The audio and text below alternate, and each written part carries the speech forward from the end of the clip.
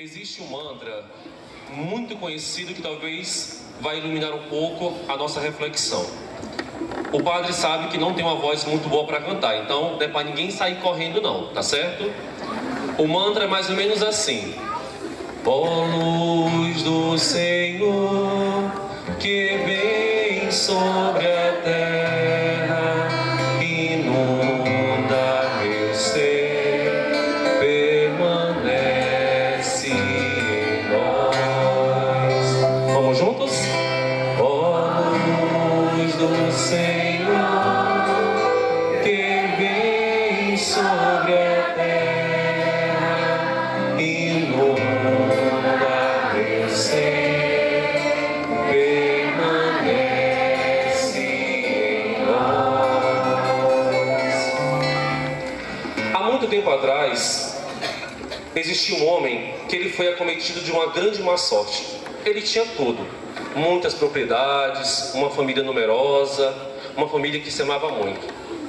Mas parece que, à medida em que as coisas iam sendo tiradas dele, o seu coração se endurecia. Chegou um tempo, depois de muito perder propriedades, perder filhos que foram embora, a mulher o deixou, ele acabou se resumindo apenas numa casinha de papelão, lá no canto de um terreno baldio. E lá, a situação dele era muito difícil, porque além da casa, um quartinho bem pequeno, ser todo de papelão, os móveis também eram improvisados. A mesa só tinha 3 pernas, então por conta disso ele tinha que encostar ela na parede, também de papelão, para que aquela mesa conseguisse equilíbrio. A cadeira era um balde que ele tinha virado ao contrário, para poder sentar em cima. Assim como também ele tinha conseguido encontrar no lixo um garfo, uma faca, uma colher, um pratinho de alumínio, meio que sujinho, meio que riscado, mas que ainda dava para usar. Um copo que ele improvisou de uma latinha de refrigerante, que ele cortou lá a boca e ele tomava tudo aquilo que ele precisava neste copinho improvisado. Mas uma coisa que foi interessante: à medida em que ele ficava cada vez mais pobre, ele começou a despertar no coração uma fé inigualável, uma fé muito grande. E aí, ele tinha construído lá em cima, no cantinho daquela casinha de papelão, um oratório. E lá ele tinha colocado uma imagem de um santinho, que ele guardava com grande carinho. E todos os dias ele rezava para aquele santinho, para que aquela situação mudasse. Todos os dias ele rezava, mas nada acontecia e parece que as coisas só pioravam à medida em que ele continuava a rezar. Um belo dia, talvez aquele santo cansou de tanto ouvir aquele homem pedir alguma coisa e resolveu descer do céu. Ele chegou lá, olhou para aquele homem, não disse nada, assim como também aquele homem não disse qualquer coisa para o santo. Ele foi lá na mesa, viu um garfo, tocou o garfo, e na hora que ele tocou o garfo, de imediato o garfo ficou ouro puro. O homem arbugalhou os olhos, mas também não disse nada. O santo, como não ouviu nada do homem, achou que ainda não era suficiente. Tocou na colher, na faca e no copo. E em cada uma das coisas que ele tocou, também viraram ouro puro. Mas o homem permanecia calado, sem dizer nada. E o santo começou a se encher de angústia. E pensava: será que está faltando mais coisa para ele? Tocou na mesa, tocou na cadeira, em tudo aquilo que ele conseguia encontrar pela casa. Engraçado que depois de muito tempo, ele tocando em tudo aquilo que era possível, ele aguardava pelo menos um muito obrigado daquele homem. Mas aquele homem nada disse. O santo coçou a cabeça, meio que angustiado, sem saber o que falar ou o que fazer. Olhou para ele e disse: reage, meu irmão, diz alguma coisa para mim.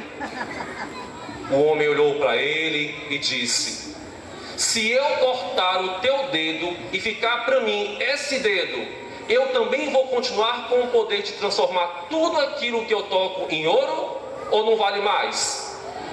O santo ficou meio chateado, viu? Com tudo aquilo que aquele homem ouviu, porque parecia que não era suficiente nada daquilo que ele tinha feito. E aí o santo instalou o dedo, transformou tudo aquilo que ele tinha transformado em ouro ao que era antes e foi embora. Deixa o padre fazer uma pergunta para vocês. Quem aqui já foi batizado? Levanta a mão, padre, e vê. Olha, todo mundo, que bom. Pode baixar o braço. Na unção que vocês receberam no dia do vosso batismo, a última unção que nós recebemos sobre a nossa testa, o padre, o diácono, ou o leigo, ou a irmã que nos batizou, disse o seguinte: a partir de hoje, siga os passos de Jesus e permaneça para sempre junto dele. A partir dali, todos nós tínhamos o compromisso de ser um outro Cristo para as pessoas. Ser um sinal da presença de Deus para as pessoas que estão ao nosso redor. O padre vai se atrever em resumir em 3 palavras a missão de Jesus: acolhimento, perdão e partilha. Aí o padre pergunta para vocês: nós temos conseguido partilhar tudo aquilo que nós temos com os outros, sim ou não? Sim, muito bem, a resposta é essa mesmo. Todos nós temos conseguido acolher todas as pessoas que vão ao nosso encontro, sim ou não? Sim, gostei de ver. Agora mais fácil. Todos nós temos conseguido perdoar quem nos machuca e quem nos trai, sim ou não? Sim. Quem foi que disse não? Não está valendo não. Não estava no script. Aí, engraçado que essa era a missão que o Senhor esperava de cada um de nós, de ser continuadores dessas 3 palavras. Mas como é difícil para nós colocar ou transformar a nossa oração em prática. Quantas vezes cada um de nós não tem agido como o homem da história?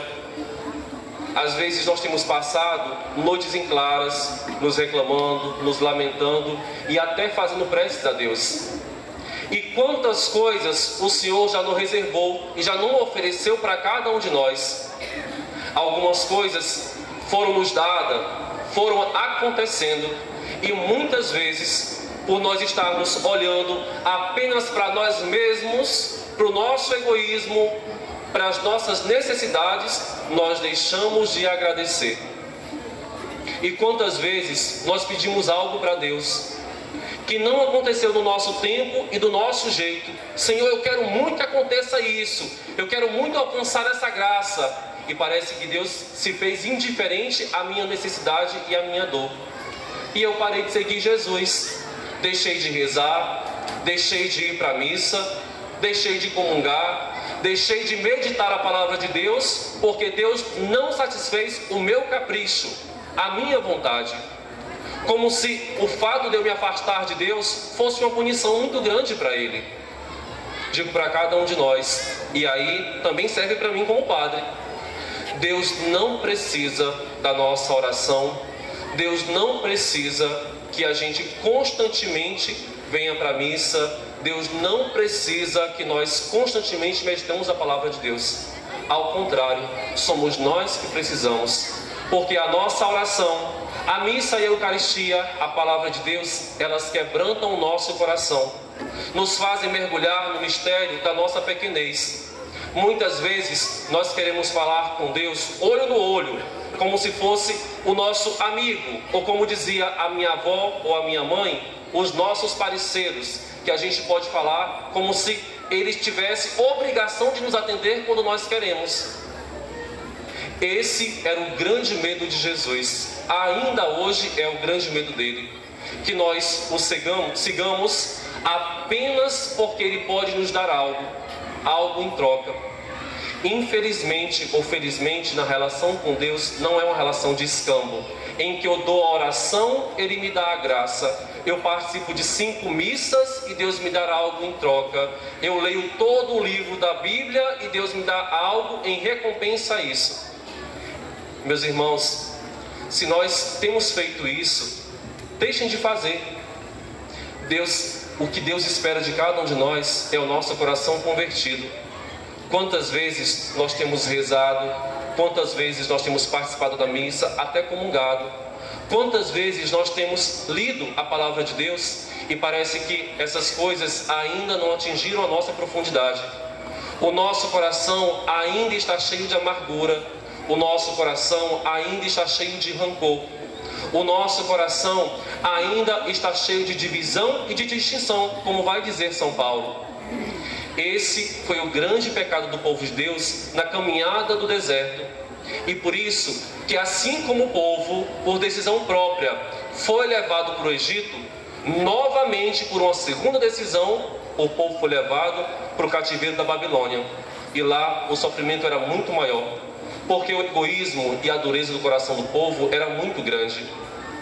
Isaías vai aparecer como um dos profetas que vai tentar animar o povo e vai dizer: meus irmãos, amoleçam, quebrantem o vosso coração, deixe que Deus de verdade os transforme. Não aparentem, não façam apenas uma casca que mostre para vocês que vocês são diferentes, mas deixe que de fato Deus reconstrua o vosso interior. Deixe que Deus mergulhe na intimidade que é cada um de vocês. Quando nós deixamos que Deus nos converta, que Deus nos transforme, a nossa oração é muito mais de agradecimento do que de pedido. Quando o nosso coração de verdade é transformado, até quando vêm as tribulações, quando vêm as dificuldades, ou quando vem a negação de um pedido nosso, nós sabemos que ali também reside o plano de Deus. E nós sabemos que quando Deus fecha uma porta, Ele sempre abre uma janela. Quando Deus muda os nossos caminhos, quando Ele nos dá algo que nós não pedimos, mas que parece que Deus já sabia o que ia acontecer lá na frente, nós sabemos contemplar a graça de um Deus que cuida com um carinho de Pai com cada um de nós, de cada um de nós. Deixemos que nessa noite, quando nós vimos aquela apresentação de São Francisco, deixemos que este mesmo Espírito, que esta mesma confiança de Francisco se acomode no coração de cada um de nós. Deixemos que o Senhor nos esvazie daquilo que ainda é ruim no nosso coração, daquilo que é espinho, daquilo que tantas vezes nos envergonha de Deus e daquilo que faz com que nós estabeleçamos com Deus uma relação de troca. Que nós não ofereçamos nada, porque é justamente isso que Deus quer de cada um de nós, o nosso nada. Quando nós oferecemos o nosso coração machucado, o nosso coração vazio, o nosso coração cheio de dor, e aí Deus nos transforma, eu tenho certeza que cada um de nós já passamos por essa experiência.